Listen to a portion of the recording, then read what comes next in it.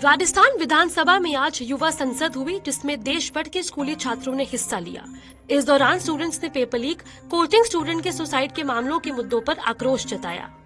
माननीय प्रधानमंत्री जी ने विद्या की काशी कही है, वो मणिकर्णिका घाट बन चुकी है महोदया, वो मणिकर्णिका घाट बन चुकी है।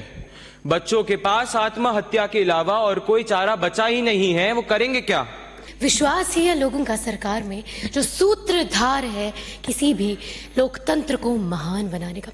पर अब विश्वास किया भी जाए तो कैसे किया जाए जब सरकार के स्कैम की लिस्ट ही इतनी लंबी हो कि एक नई वेब सीरीज तक बनाई जा सके। I've been hearing about the current NEET controversy, which talks about paper leaks for so long, day and night, and reading about it in newspapers. सुन के पक गया हूँ। लॉ की तबाही हो चुकी है। As per the new recent regulations of coaching centers, no child under the age of 16 can attend any coaching classes. पर यहाँ तो IIT की प्रिपरेशन 6th grade से होती है। Secondly, false advertisement cannot be published. तो जब 2 कोचिंग सेंटर्स सेम बच्चे का क्रेडिट ले तो हम जनता किस पे भरोसा करें? संपूर्ण भारत में 10वीं और 12वीं बोर्ड परीक्षाओं में 7 लाख से अधिक विद्यार्थी 90% से ऊपर अंक प्राप्त करते हैं और IIT में सीटें कितनी हैं? मात्र 17,740 सीटें। यदि केवल वे विद्यार्थी जिन्होंने 90% से ऊपर अंक प्राप्त किए हैं IIT प्रवेश परीक्षा दें तो भी उनमें से 99% विद्यार्थियों का चयन नहीं होगा। इसके अलावा युवा सांसदों ने स्कूली सिलेबस पर क्यों JEE और नीट की परीक्षाएं नहीं होती, इस पर भी सवाल उठाए।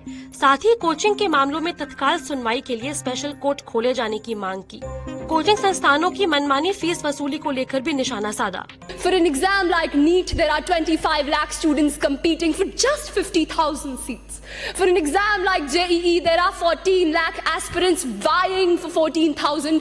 So no, I disagree with the government on this premise that even though coachings may create pressure on students, one of the major reasons for stress in their life is the limited number of government college seats.